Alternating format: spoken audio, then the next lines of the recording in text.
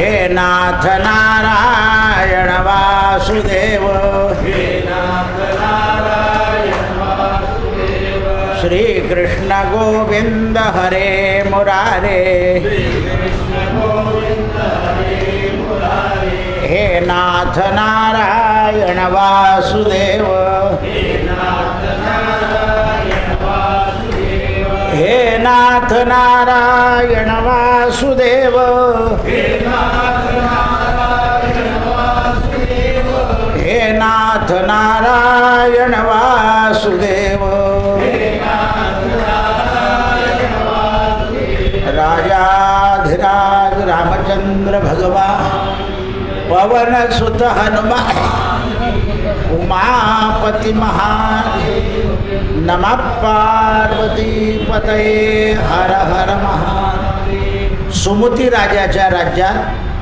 विशाल नगरीमध्ये रामांचं स्वागत सुमती राजानं केलं. आणि हे दोन कुमार ऋषी कुमार नसून क्षत्रिय कुमार आहे असा प्रश्न सुमती राजानं केला. आणि त्यावेळेस विश्वामित्रांनी सांगितलं की हो, हे दोन कुमार देवतातुल्य पराक्रमी आहेत, हे सिंहासारखे पराक्रमी आहेत,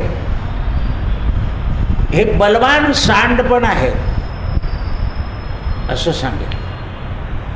पण हे माझे शिष्य आहे. समजलं? कबल्लेच नाही विश्वकर, माझे शिष्य आहे.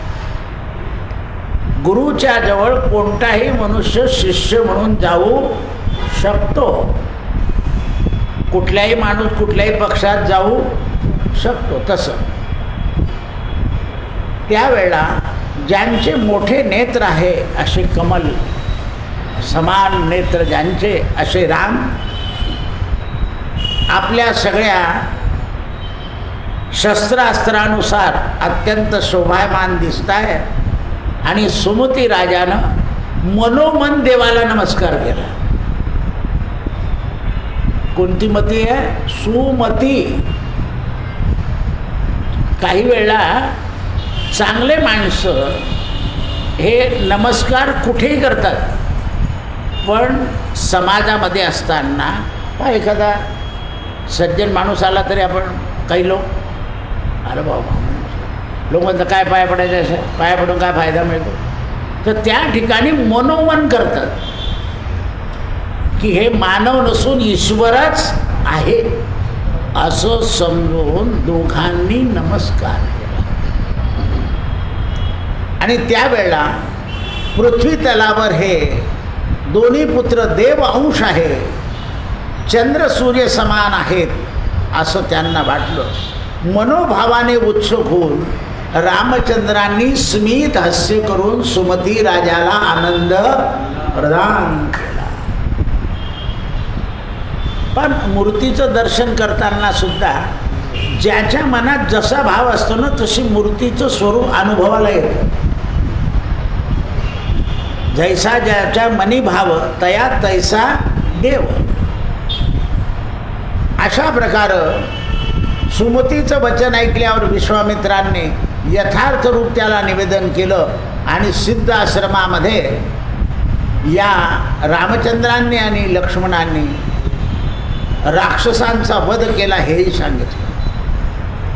आणि या दोघांचं विधीपूर्वक राजानं सत्कार केला. सुमती राजा सुमतीने उद्दम आदरपूर्वक सत्कार केल्यावर हे रघुवंशाचे कुमार रात्रभर मिथिली नगरीचा रस्ता चालतच राहिले. आणि चालता चालता जनकपुरी लांबून दिसते आहे, पण मध्ये एक ओसाड भाग दिसला. आणि त्यावेळेस रामचंद्रांनी विचारलं, महाराज हा ओसाड भाग कोणाचा? तर कथा आली अहल्येची. त्यावेळेला रामचंद्रांनी प्रश्न केला, कारण रामचंद्र प्रश्न करण्यात कुशल होते. प्रश्न जे करणार आहे ना तो प्रश्न करणारा कुशल पाहिजे. बऱ्याच लोकांना विचाराचं असतं वेगळं आणि प्रश्न केला जातो वेगळा. म्हणून काही वेळा काही ठिकाणी एक व दोन वचन सांगितलं, ऋषीचं कुळ आणि नदीचं मूळ. काही लोक ते गंगोत्री, ही खरंच गंगोत्री असेल का, ही खरंच यमुनेत्री, असे प्रश्न विचारतात. तर नदीचा उगम कुठेतरी ठरवावा. एवढं गोमुखातून पाणी पडतं म्हणे त्या त्र्यंबकेश्वरला, आणि मग एवढी मोठी होऊन जाते का नदी, एवढंच पाणी आणते गोमुखातून पडणार. आणि आईला एवढीशी आहे, तिथे जर पाहिलं तुम्ही त्र्यंबकेश्वरला तर इकडून गोमुखातून गोदावरी येते आणि इकडून आईल्या येते, एवढीच नदी होते आणि लगेच एवढी होऊन जाते. अनेक नद्या त्या नद्यांना मिळत असतात, पहाडामधून स्रोत येत असतात. एकाच हिमालयातून गंगोत्री आली, जमुनोत्री आली, त्याच्यानंतर सरयू आली, अलकनंदा आली, अनेक नद्या निघत गेल्या. म्हणून ऋषीचं कुळ आणि नदीचं मूळ हे जास्त शोधत बसू. जसं हल्ली तुम्ही पोराच्या लग्नाच्या वेळा काही मूळ बीळ बंद करून टाकला होता, कोणीच काही पाहायला तयार नाही आता. भेटते ना उरको, का परिस्थिती खराब झाली. नाही तर आरपट्टी पारपट्टी, धुळ्यातील लज्जात नव्हते लोक, कोण नाही ना हे नंदुरबार, अरे बार. काय कारण आहे. म्हणून कलियुगामध्ये सर्व भेंडी पर्वकाळ होतो. त्यावेळेस महामुनी विश्वामित्रांनी प्रश्नाचं उत्तर दिलं, हे रघुनंदना, पूर्वकालामध्ये महात्म्यांचा आश्रम होता, क्रोधपूर्वक श्रापामुळं या ठिकाणी असा आश्रम झाला आहे. म्हणजे क्रोधपूर्वक. अरे विश्वामित्र म्हणतात क्रोध हा सगळा वाईट आहे. मी तुला वाईट सांगतो ना, माझ्यामध्ये सुद्धा क्रोध होता. कारण मला कोणाचंच काही सहन होत नव्हतं. प्रतिसृष्टी निर्माण केली मी. ही म्हैस जी आहे ना ती विश्वामित्राची आहे. वशिष्ठाची गाय तर माझी म्हैस. आता तुम्ही निगरकर यांनी मारुती घेतली की आपण व्हॅन घेऊ, तो व्हॅन म्हटलं तर तो कॅन म्हणतो. हे असंच असते. ते गाणाऱ्यांचे झब्बे नाही का, कोणी माणूस घालून फिरतो हल्ले. आता ते गाणाऱ्यांना शोभता. नेहरू शर्ट ठीक होता, पण ते झब्बे ना बसतायत गुडघ्यामुळे, फजिता होते. असं आहे ते. पण कलियुग आहे. किंवा शेजारच्यानं सांगितलं म्हणून शिवला, पोरानं म्हटलं म्हणून सांगितलं शिवला. म्हणून ते म्हणतात की गौतमांचा हा आश्रम आहे. मग का हो, सिद्ध रामाने आणखीन कुशल प्रश्न विचारला. सिद्ध भूमी असल्यावर तिथे क्रोध आला. बरोबर प्रश्न आहे कुशल. हे तुम्ही म्हणता नाही सगळी सिद्ध भूमी आहे आणि मग इथे क्रोध आला. सिद्ध भूमीत कसा क्रोध आला. रामा, त्याला नियतीचं कारण आहे. उत्तर पहा. काही काही वेळेला क्रोध हा नियतीच्या कारणाने येतो. शंकराला क्रोध येतो रामा, नियती येते. आता बघा, वायूला क्रोध आला म्हणजे केवढं नुकसान होतं. तुमचं सूर्यप्रकाशाचं लावलेलं या गल्लीतून त्या गल्लीत सोलर.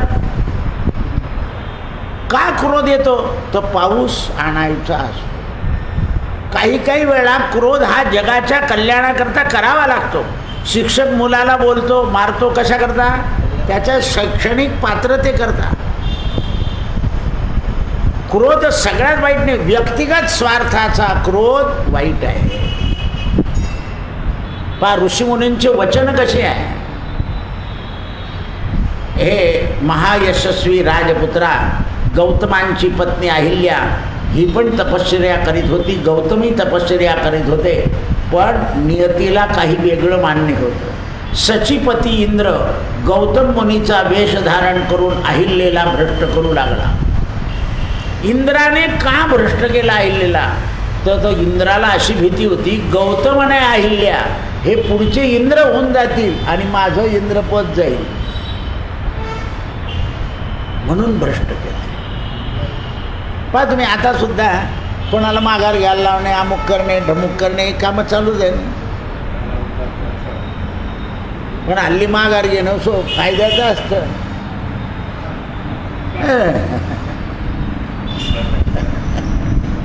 असं आहे ते. तो माघार घेणारा मतदानाला बी जात नाही, समजा आपल्याला काय करायचं आहे. म्हणून ते म्हणतात महायशस्वी राजपुत्रा यांच्याबद्दल इंद्राला ईर्ष्या झाली आणि त्याने अहिल्या अतिसुंदर असल्यामुळं समागमाची इच्छा केली आणि दुर्बुद्धी अहिल्याला नव्हती, त्याने वेश बदलवला आहे. पण अहिल्याची बुद्धी कुठे थांबली की आपला पती तपस्वी वेशामध्ये समागम करणार नाही हे तिला. त्यावेळेस अहिल्याला समागमाची त्याने विनंती केली, समागम झाला आणि इंद्र घाबरला. घाबरल्यानंतर अहिल्याच्या कुटीतून बाहेर पडता बरोबर गौतम आले आणि गौतमाने इंद्राचं रूप पाहिलं की आपल्यासारखं कोण आहे आणि श्राप दिला इंद्राला, तुझे अंडकोश जळून जाव. लगेच इंद्राचे अंडकोश श्राप दिला. त्यावेळेस अहंकार मारला देवांचा राजा. तेवढ्यामुळे देवता आणि दानव दुर्धर्ष तपोबलाच्या योगानं गौतम मुनीनं आपला श्राप दिल्यावर, हे दुर्मते तुझं पापकर्म झालंय, अंडकोश रहित होशील. महात्म्या गौतमानं श्राप दिल्यावर इंद्र पृथ्वीवर पडला. इंद्राला श्राप मिळाल्यानंतर गौतमानं आपल्या पत्नीलाही श्राप दिला. हे दुराचारणी, कैक हजार वर्षापर्यंत तुला हवेवर राहावं लागेल, उपवास करावा लागेल आणि श्रीराम मंत्राचा जप करावा लागेल. ज्या वेळेला इकडनं श्रीराम येतील त्यावेळेला तुझा उद्धार होईल. अहिल्या शिळा राघवे मुक्त केली पदी. मी संक्षिप्त कथा सांगते तुम्हाला, कारण तुम्हाला कथा माहिती आहे. अहिल्याला श्राप असा दिला की तुला हवेवर राहावं लागेल आणि या परिसरात जो कोणी येईल तो भस्म होऊन जाईल. म्हणून अहिल्या एकटी राहिली शिळापासून. आताही तुम्ही ज्या आईबापांना अगदी खायापुरतं वागवता की जेवण बसा, ते म्हणता आम्ही कोण आहे भाऊ, दगड आहे, आम्हाला कोण काय विचारतं. म्हणजे आई वडिलांना न विचारणं म्हणजे त्यांना दगडाच्या रूपात नेणं. माझ्याजवळ अशा अशा कंपनी आहे आईबापांच्या की सासू सासऱ्यांची वरवर करतो ना, मग दादा काही दोरा द्या ना, तो काळा दोरा देता. तुम्ही म्हटलं बा तो दोरा याच्याकरता नाही आहे, तो दोरा रामाचा आहे. तुला खरं बोलावं लागेल, चांगलं वागावं लागेल, पेनाता येणार नाही, खाता येणार नाही, अमुक करता येणार नाही, जावायच्या घरी जाता नाही येणार. असं आहे हे. याच्याकडे तो रामरक्षा आहे. कोणी मागतं त्याला सांगता येत नाही, उघड सांगितलेलं बरं असतं. रामरक्षा पठे प्राज्ञा पापग्नी सर्व कामदा. म्हणून म्हणून आम्ही काही लोकांना शंकराचे मंत्र देतो आणि काल भैरवाचे मंत्र देतो, सगळ्यांना हे मंत्र नाही देत. कारण ज्यांचा आचार नाही आहे त्यांना हे मंत्र फलद्रूप होत नाही.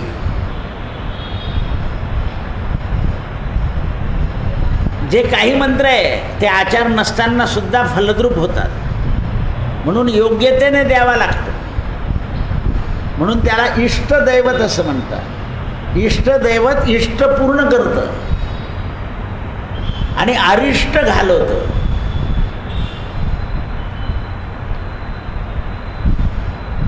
म्हणून त्यावेळेस महान तेजस्वी गौतमांनी आपला आश्रम सोडून दिला आणि या सिद्ध आश्रमात आले. त्यावेळेस हिमालयाच्या शिखरावर सिद्ध चरणांमध्ये जाऊन गौतमांनी तपश्चर्या केली रामा. त्यानंतर अंडकोश रहित असलेल्या इंद्राला नेत्राचा त्रास होऊ लागला आणि त्यावेळेला सिद्ध गंधर्व आणि चारण यांना इंद्राने बोलवलं. त्यांनी विचारलं, इंद्र महाराज तुम्ही हे रिकामं काम केलं कशा करता? म्हणे गौतम इंद्र होऊ नये म्हणून मी केलं. कारण पदावर असलेल्या माणसाला नेहमी असं भय असतं की आपलं परत गेलं तर. आपल्या जळगावला एकच मंत्री होऊन गेले, देशमुख म्हणून वनमंत्री होते. पुढच्या वेळा सरकारने तिकीट दिलं ना काँग्रेसमध्ये, म्हणे नाही दुसरा माणूस शोधा.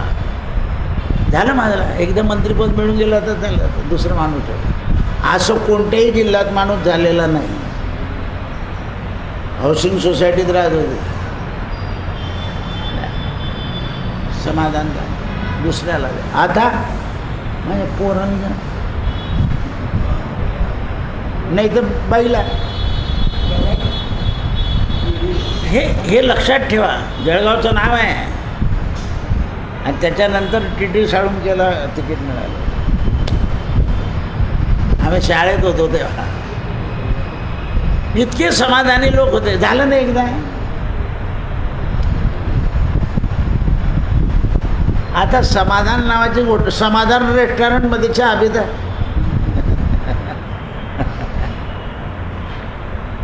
हे लक्षात ठेवा. झाले समाधान आता उठावे ते मना, येत नाही नारायणा. पण विषय रंगला की लोक म्हणतात झालं, कारण ते समाधान होत नाही. म्हणून त्यावेळेस क्रोधपूर्वक शाप दिल्यानं इंद्राची अशी परिस्थिती झाली. तपस्येमध्ये विघ्न आणल्यानंतर इंद्राला भोगावं लागलं. इंद्राचं वचन ऐकून मरुद्गणांनी हव्य आणि कव्य आणि पितृगणांना बोलवलं, म्हणजे सगळे देवता बोलवले की इंद्राला काय करायचं. तर इंद्राला एका प्राण्याचं अंडकोश आणून लावून द्या, जसं हत्तीचं मुख लावलं गणपतीला. आणि त्यावेळेस शीघ्र इंद्राला अर्पित करा. अंडकोश रहित जो भेडा आहे तो परम संतोषाला प्रदान करा आणि त्याला दान द्या. तो भेडा दान दिल्यानंतर सगळ्याला उत्तम गती होईल म्हणून हे काही प्राणी दान दिलेले आहे. आम्ही पूर्वी ठेलारी यायचे ना खेडेगावात, तर त्यांच्याकडे लग्न लागलं की त्यांचं लग्न म्हणजे असं काहीतरी चांगला दिवस पाहून लावायचं होतं. म्हणजे पाऊस पडला की ते जायचे आणि तेव्हा लग्न लावून यायचे. त्यांच्या लग्नाला चांगली तिथी आणि नक्षत्र एवढंच पाहायचं, बाकीचं काही. चातुर्मास संपूर्ण सुरू झालेलं असत. मग ते लग्न लावलं की दक्षिणात दे आणि एक बोकड एक बकरी दान दे, घ्यावी लागते ती ब्राह्मणाला. नाही आमचा तो गाय थोडी द्यायची. मग तो ब्राह्मण आणतो, एक दोन देतो धोब्याला आणि एक दोन देतो नाव्याला. वर्षभर चालते रो आपलं.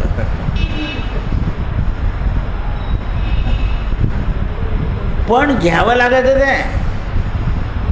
मग आम्हाला आमच्या जो काय दुसरं ते आलं आणलं, लग्न लागलं, एकाकडून बोकड एकाकडून बकरी देऊन द्यायची, एक नाव्याला देऊन द्यायची, एक धोब्याला देऊन द्यायची. तो वर्षभर कपडे बी धुये आणि कटिंग बी द्या.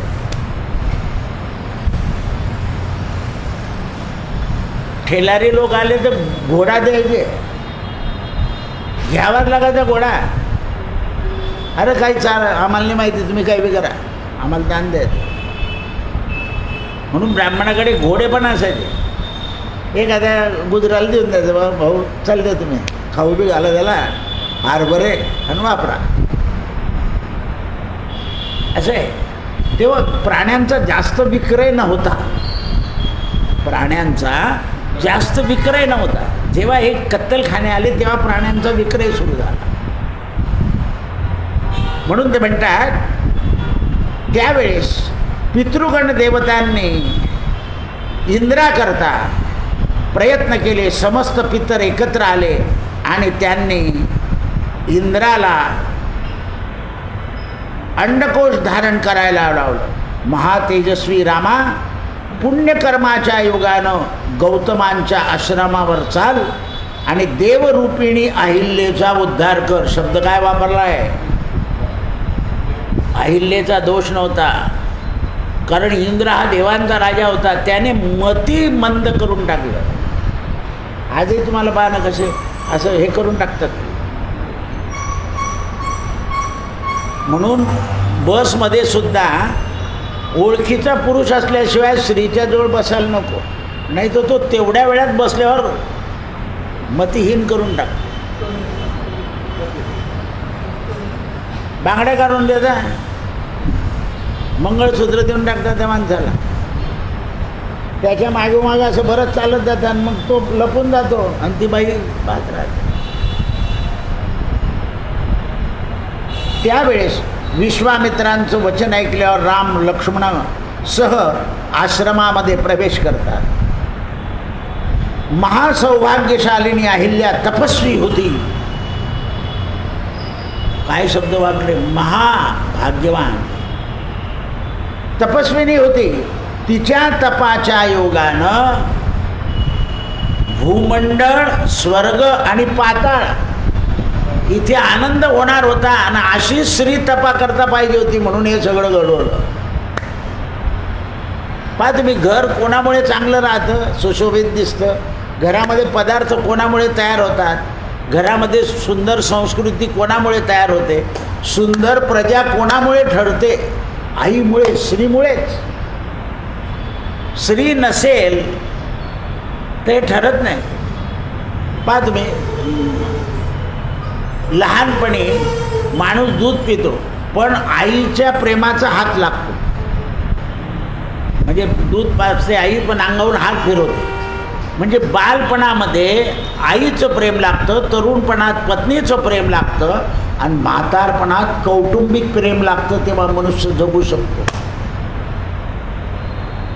जर सुना मुलं नातू बरोबर नसेल, अशा माणसांची अवस्था पहा. आणि सुना मुलं आनंदित असतील, त्याच्यामध्ये असलेल्या माणसाची अवस्था पहा. तुम्ही एखादा माणूस अलगावच बसत नाही, हो माझे नातू घरी वाट पाहता बा, अशा आराळ मारतात, तो पटकन चालला जातो. ज्याच्या घरी आदर नाही असं माणूस काय म्हणतो, इथे राहिले का आणि तिथे गेलं का, काय फरक आहे? पहा तुमचे बा थांबत नाही लोक. असं हे चौफुलीवर बसलेले सुद्धा काही म्हातारे टाईमपास करत 8पर्यंत बसता. पण नाही हो, आमच्या नातूंची शिकवणून यायची वेळ झाली, बाबा बाबा करता. म्हटलं कितवीत आहे? म्हणे इंजिनियरला. बाबा बाबा करतो, मग चालला तो घरी. तिन्ही अवस्थेमध्ये माणसाला प्रेमाच्या सुखाचं, कारण प्रेम आहे. आणि त्याहीपेक्षा जीवाला भगवंताच्या प्रेमाची आस आहे. हे 3 संसारी प्रेम आहे. आणि भगवंताचं सुद्धा काय आहे? प्रेम. आनंदाचे डोळे. माझा जप राहिला हो, मी चाललो घरी. माझा हरिपाठ राहिला आहे, काय करू इथे रस्त्यावर बसून? ते ईश्वराचं प्रेम असतं. सगळे प्रेम सांगितले तुम्हाला, संसारातले सांगितले, बालपणातले, तरुणपणातले, म्हातारपणातले, आणि भगवंताचं प्रेम विशेष सांगितलं. म्हणून भगवंताचं प्रेम होतं. तिला सांगितलं होतं की तू इथे बसून श्रीराम जय राम जय जय राम जप कर. हजारो वर्षामध्ये इथे कोणी येणार नाही, जळून भस्म होईल. जेव्हा राम येतील तेव्हा इथली भस्मशक्ती कमी होऊन जाईल. म्हणून विश्वामित्रांनी सांगितलं, रामा तू पाय ठेव आधी. म्हणून रामाने आश्रमावर पाय ठेवल्यावर दिव्यता आली आश्रमात. आणि राम आणि हे गेले आणि वंदन केलंय अहिल्याला. आई मी आलो. आई म्हटल्याबरोबर डोळे उघडले आणि अहिल्याचा मुलगा जनक राजाच्या घरी पौरोहित्य करत होता.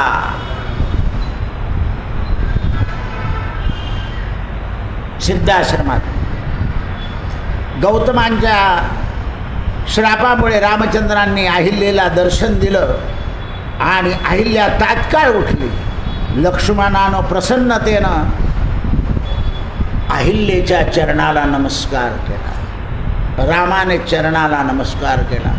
गौतमांनी भूमी आपल्या विश्वामित्रांनी भूमीवर डोकं ठेवलं. ज्या वेळेला विश्वामित्रांनी रामाने वंदन केलं तेव्हा स्वर्गातून यक्ष किन्नर गंधर्व राक्षसांनी पुष्पवृष्टी गेली. इंद्राला मात्र लाज वाटली.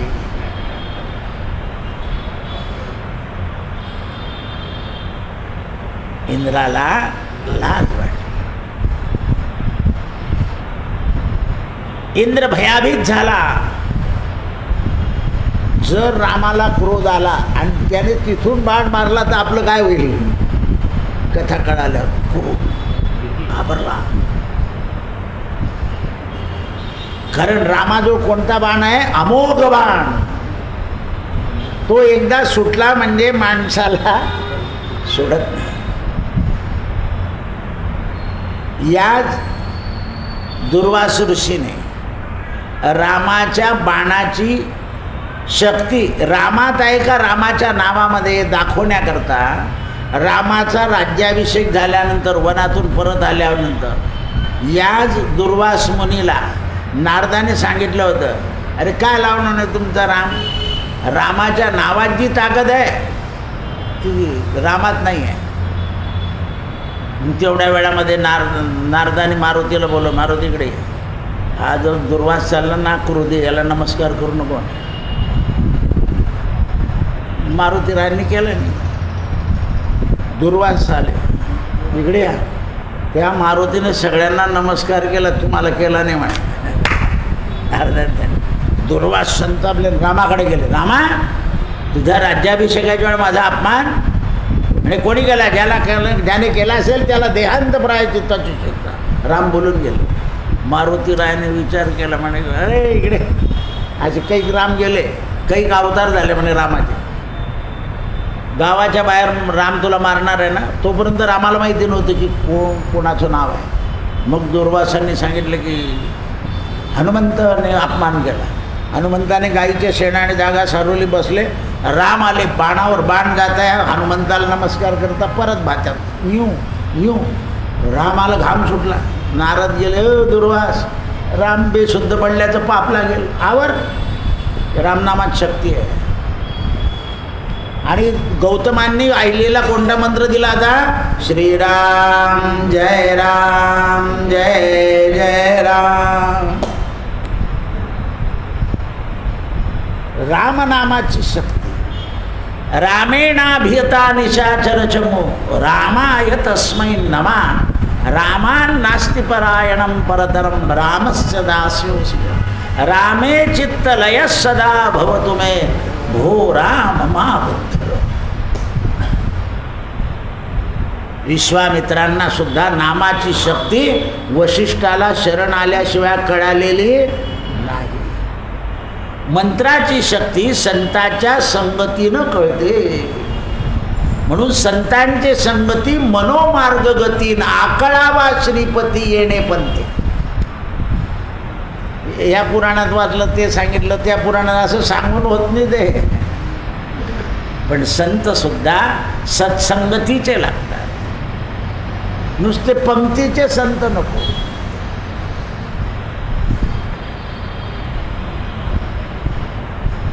पंक्तीचे संत. भक्तराज महाराज होते म्हणजे मोरटक्क्याला आश्रम होता. प्रत्येक शिष्याला कडधान्य आणि पोळी याचं सगळं म्हणे यांच्या आश्रमात गोड धान्य. मोरटक्क्याला म्हणजे ओंकारेश्वर आश्रम होता. मोठमोठे श्रीमंत, मुगाची उसळ, हरभऱ्याची उसळ आणि त्याच्यावर पोळी. सगळ्यांनी विचारलं, हे काम नाही म्हणे मला तेच आवडतं.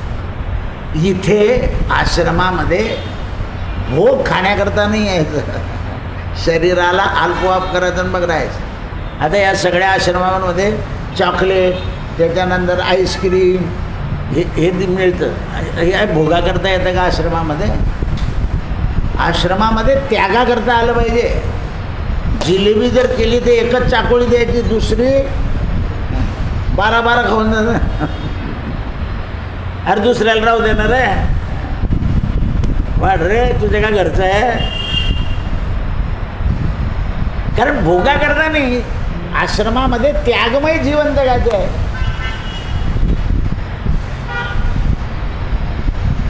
म्हणून गाडगे महाराज पिठलं पोळीशिवाय, पिठलं भाकरीशिवाय भंडारच नाही दुसरा. भात पण नव्हता त्यांच्याकडे. तर त्यागमय जीवन, संयमी जीवन. आपल्याला तर पिठलं केलं की काय म्हणतात, तडका करा, आणखी तडका. हे असे नाही तर मिरच्या तळा. संताचा भंडाराच वेगळा असतो.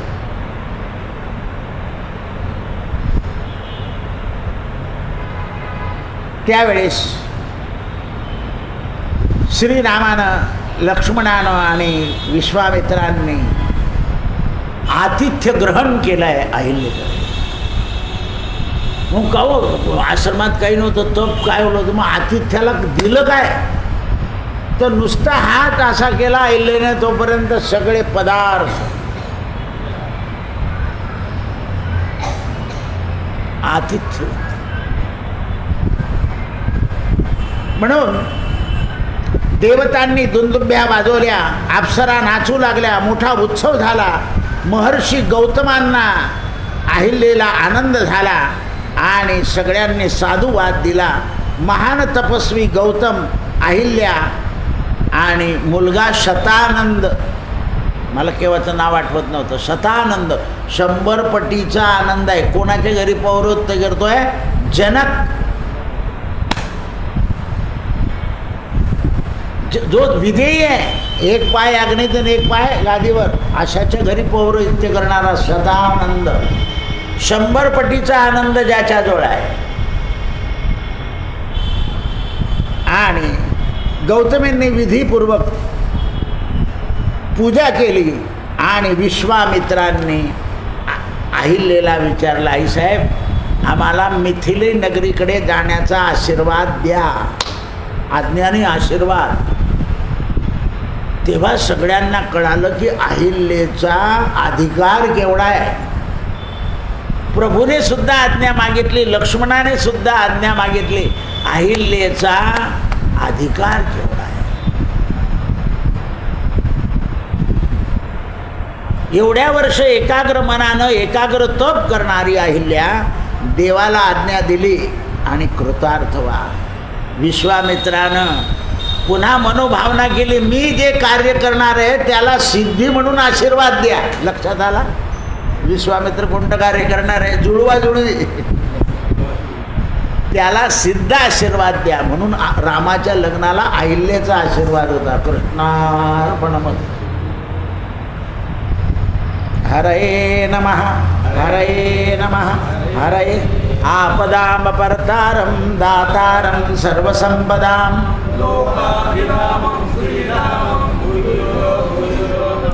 आपदामपर्तारं दातारं सर्वसंपदां,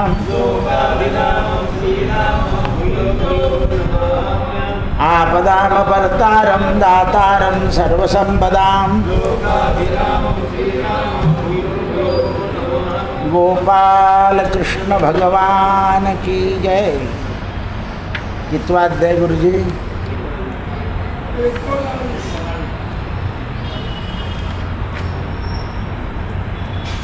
विष्णू म्हणे गे रमे तुझला, 4 पर्वाचा महिमा कथिला.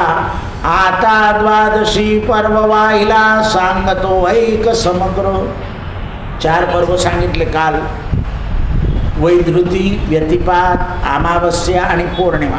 आपल्या पौर्णिमा आता सकळ परवा माझी उत्तम द्वादशी तिथी पाळणे उत्तम लाभते नेम सांगतो पुण्यकारक फलदायक गंगादी तीर्थ अनेक परियेच्या षोडश देख सामर्थ्य नसे. अनेक गंगेचं महत्त्व आहे, नद्यांचं महत्त्व आहे, पण द्वादशी पर्वकाळासारखं महत्त्व नाही. म्हणून द्वादशीच्या दिवशी एकादशी सोडताना देवाचं तीर्थ हे गंगा असतं, म्हणून तीर्थ घेऊन उपास सोडायचा आहे असे. कारण गंगेपेक्षाही श्रेष्ठ द्वादशी आहे. किंवा तुळशीपत्र हातात ठेवायचं, थोडं पाणी टाकायचं, मग प्यायचं, मग जेवायला बसायचं. बरेच लोक आधी पोहे खाऊन घेतात मग एखाद्याची सोडतात. असं नाही झालं. चहा बिस्किटला काय हरकत नाही म्हणे, ते तर आगणीतून निघालं आहे. द्वादशी सोडायच्या आधी बिस्किट खाता येत नाही म्हणे. आमचे स्वामीजी खाता. म्हटलं खाऊ दे, तू स्वामीजीच्या नादी लागू नको असं आहे. जोपर्यंत द्वादशी पर्व आगमन नसे पै तो जरी का द्वादशी एकदा भेटे तरी तीर्थाधिक वसती मेटे. द्वादशी आले की सगळे तीर्थ द्वादशीत येतात. म्हणून दुरित विघ्न नटे 12 वाटे पळती. द्वादशीच्यामुळे किंवा आपण द्वादशी योग्य केली की जेवढे विघ्न आहे ते 12 रस्त्याने पळून जातात. द्वादशीचे महिमान किती वर्णो एकमुखे करुण तपोव्रत दान संपूर्ण असती ही नाही पुढे. या द्वादशीच्या पर्वकाळाच्या पुढे सगळे तप वगैरे सगळे ही नाही. एकादशी अहर्निशी दिन भावे करोनी उपोषण द्वादशी दिनी पिंडदान धात्रीमुळे जो करी. एकादशीला उपोषण करायचं. आणि म्हणून आम्ही काय सांगतो, श्राद्ध राहिलं ना द्वादशीला करा, हां तीच सोडून भेटला असं बोलतो तो उल्हास. हे माहिती नसतं लोकांना. अमावस्या आणि द्वादशी श्राद्धाचा पर्वकाळ आहे. कोणताही राहिलं की करून टाका, ठेवू नये श्राद्ध. जेणे नाना तीर्थे स्नान केले सकळ यज्ञ संपादिले गया वर्ज सारिले तरी पुण्य द्वादशी हरी दिवस. गया तीर्थापेक्षा सुद्धा द्वादशी हे तीर्थ महत्त्वाचं आहे. कारण तो दिवस कोणाचा आहे? हरीचा. येथे ज्याने ठेविली आस तो सगळे ब्रह्मांड विशेष धन्य धन्य निर्धारी. द्वादशीच्या दिवशी ज्याने आस ठेवली तो धन्य. द्वादशी दिनी विप्रा लागून तुळशी पत्र मिश्रित अन्न मशकपाद जाण मेरू समान होय. माशीच्या पाया एवढं दिलं तरी. आणि त्या दिनी पारायणासमयी जो कोणी जलदान देई, द्वादशीच्या दिवशी पाण्याचं दान, सप्त सिंधू दान दिल्याचे पुण्य. म्हणून तो घडा लोटा हे द्यायचं पुण्य. आता लोक प्लॅस्टिकची बाटली घेऊन येतात असं आहे. द्वादशी दिनी करी तर्पण अमृता समान जळ होय. द्वादशीला जर श्राद्ध केलं तर ते जल पितरांना अमृता समान. पितृलोकी पितराशी पूर्ण तृप्त करत असे. द्वादशी दिनी क्षेत्र न वाही तत्क्षेत्र धन्य होई नारुडे वान ठाई आनंदे. द्वादशी दिनी भूमिदान शतकल्प वैकुंठी दान वस्त्रदान करते अष्टकल्प आनंद राहती. शुद्ध कप कपिला धेनू द्वादशी दिनी देता दान धेनू रोम असंख्य पितृगण उद्धरती. गाईच्या अंगावर जेवढे रोम आहेत तेवढे पितर उद्धरतात. विद्यादान करिता द्वादशी तो सदा स्वर्गवासी पुनश्च कदा मेदिनीसी नये जन्म. एव द्वादशी प्रतिमासी पुण्यराशी सोनीसाठी अधिक मासी अधिक द्वादशी. 12 महिने तर द्वादशी येते पण अधिक मास झाले. म्हणून द्वादशीचे दिवशी धन वस्त्रपादुका दान इच्छिती देती ऋषिकेशास पुरवितो. अधिक मासी कृष्ण द्वादशी रम्य पादुका द्याव्या विप्रासी पुण्यात्मा यमदूतासी न विलोके. म्हणून आपल्याला हे सगळी दानं सांगितली आहे. रत्नखचित सुवर्णपादुका सुपात्र विप्रासी अर्पिता तो पावन वैकुंठ लोक भोगितो. करपास वस्त्र पट्टकुळ पांढरं वस्त्र कौशतेने भूत निर्मळ उष्णीरोज्वळ अनेक वस्त्र असती ज्या प्रकारचं यातून कोणते वस्त्र देता विप्रा लागून वस्त्रतंतु वर्ष सुख प्राप्त होय. म्हैशी घृत किंवा गव्य घृत द्वादशी दिनी देतात. आपल्या जळगावचं दूध सापडलं आहे आज काय लाल पिशवी आहे म्हणे कोणते तरी. कसलं तूप राहिलं आहे कसलं दूध राहिलं आहे कसले केळं राहिले आहे किती दाढी पडल्या आणि आपण स्वाहा औषधं खोटे आयुर्वेदाचे ॲलोपॅथीचे धडाधड. किती स्त्रिया मरून गेल्या त्या औषधानं किती बालकं मेले मागे आणि तरी चालले म्हणे पुढे.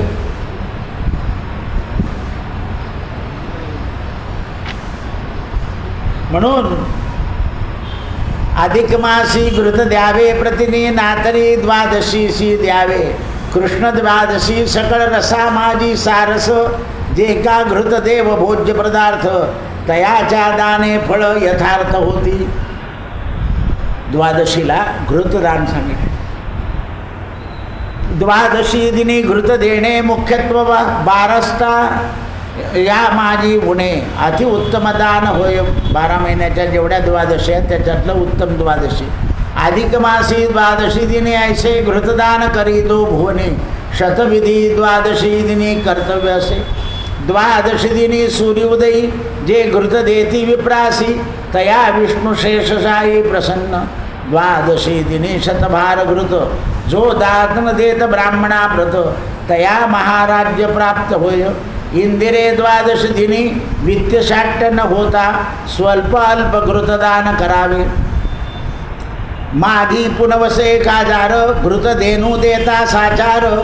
वैधृती कंबल वस्त्र दान फळ वैधृतीला कांबळ तेची फळ अधिक मासी द्वादशी ब्राह्मणासी घृतदान देता निश्चयासी जाण. पण अन्य घृतदान कर म्हणून काही लोक तूप आणताना दादा घरचं आहे असं सांगतात. त्याचं कारण आहे कारण एवढं का होईना आपल्या हातून चांगलं दिलं गेलं पाहिजे. डाळ देताना सुद्धा घरची आहे असे शब्द जे वापरतात त्याचं कारण आहे. म्हणून भक्तिप्रवर्त घृतदानी सप्तपूर्वज घेवोनी वैकुंठ नांदती. ऐसे द्वादशीचे दिवशी घृतदान फळ अधिक मासी द्वादशी दिनी घृत देता विप्रासी. कदा न कवण्या परी त्रिभुवन दुःख भोगू लागे. हे प्रिय काय बोलो वाचिक आता शेवटी सांगतो. द्वादशी दिनी भक्तिपूर्वक स्वल्प घृतदान करावे. कास्यपात्री घालोनी घृत सुवर्ण प्रतिमासहित पूजोन यथास्थ दान केले. तेने दान सफळ निश्चय होती. द्वादशी घृतदान सकळ. म्हणून माझी जी संकल्प सांगण्याची प्रथा आहे तर कोणी गरिबी होतं बाकी त्यांना वाटतं किंवा हे जास्त लांब सांगतात. द्वादशी व्यतिपात वैधृती पौर्णिमा आणि अमावसा पंचपल्लव पर्व फलप्राप्त्यर्थम दान प्रदानं करिष्ये. 5 नावं घेऊन टाकायची. द्वादशी व्यतिपात वैधृती पौर्णिमा आणि अमावस्या कोणत्याही दिवशी द्या 5 पर्वाची नावं घ्यायची म्हणजे माणसाला साधून जातं. द्वादशी घृतदान सकळ याहून अधिक असे दान. ऐसा घृतदानाचा महिमा आता सांगतो. अन्नदान मासा माझी अधिक मास नसे श्रेष्ठ. ऐसा पुरुषोत्तम देव द्वादशीची तिथी टाई. सर्व दानात अन्नदान श्रेष्ठ. म्हणून लोक 33 जोडपे 33 वाटणी जीव घालतात. आपण 33 लोकांना अनारसे दिले तरी पूर्ण होऊन जातात. पण आपले लोक म्हणतात अनारसे खाऊन खाऊन कंटाळा आला म्हणजे 15 दिवसामध्ये. सकाळीच रोजच अनारसे होते.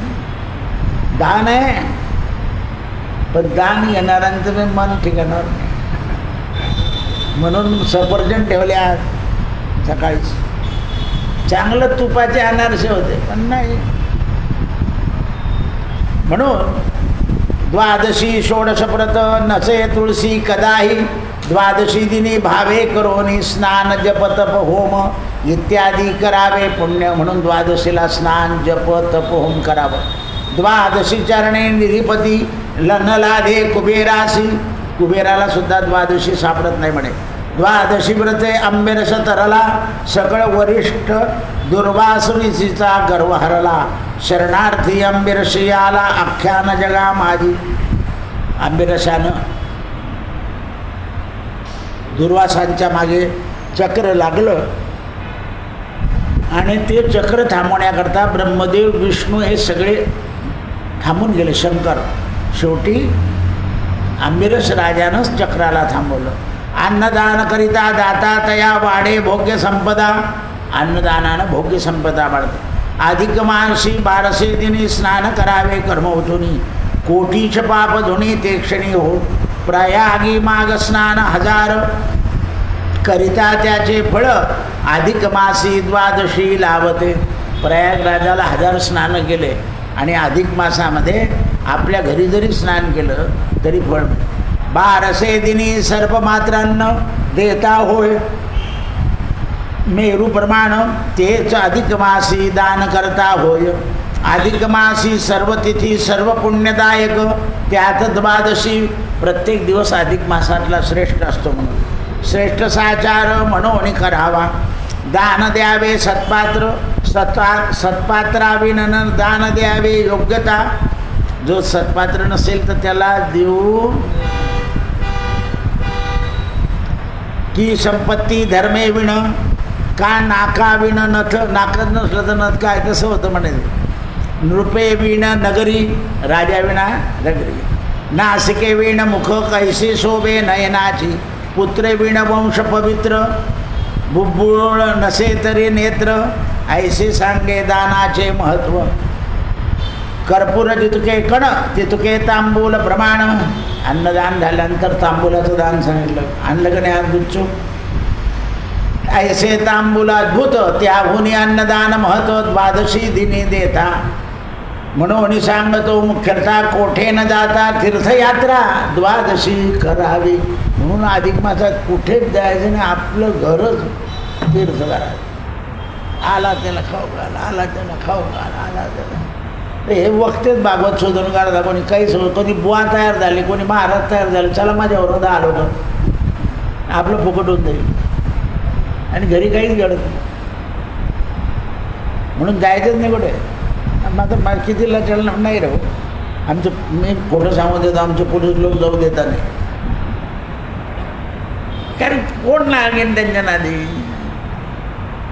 गावातल्या गावात म्हटलं नाही. अन्नदाना हुनी अधिक दान, त्रिजगी नसे शुद्ध, म्हणून 12शी समय जाण. ज्या मासाचा अधिपती तो पूजावा 12शीशी. ज्या ज्या 12 महिन्याचे जे अधिपती आहे ते 12शीला पूजावे. अधिक मासी पुरुषोत्तम पूजावा, कारण अधिक मासाचा मालक कोण आहे? पुरुषोत्तम. आणि 12 महिन्याचे सूर्य आहे. 12शी तिथी पूजावी, विगुळ स्नान पादुका देती विप्रासी. अधिक मासी व्रत, अधिक मासी देणे विप्रात, ऐसा अधिक मासाचे व्रत फल अनंत होय. अधिक मास 12शीचे ठाई, विप्रासी दान देता काही, तत्फलार्न सहस्रमुखी शेष. ऐसे 12शीचा महिमा प्रिये, तुझं कथिला संक्षेपाने भक्तिभावे श्रव. जो कोणी हा अध्याय पठण करील, म्हणजे जो ऐकेल त्यालाही फळ मिळेल म्हणे. अन्नदान न करता झालं काम बिना भानगडी. तयाचे सगळं पापराशी दग्ध होतील समूळासी, उभय लोकी अखंड सुखवासी पावेल. आणि तयाचे सर्व मनरथ पूर्ण करेल गोलोकनाथ. ऐसे कोणाचे मनात मनी संशय न करावा. 12शी दानाविषयी ज्याशी काही शक्ती नाही, तेणे भावे ऐकता दान फळ लाभेल. ज्याच्याजवळ काही शक्ती नाही त्याने ऐकावं.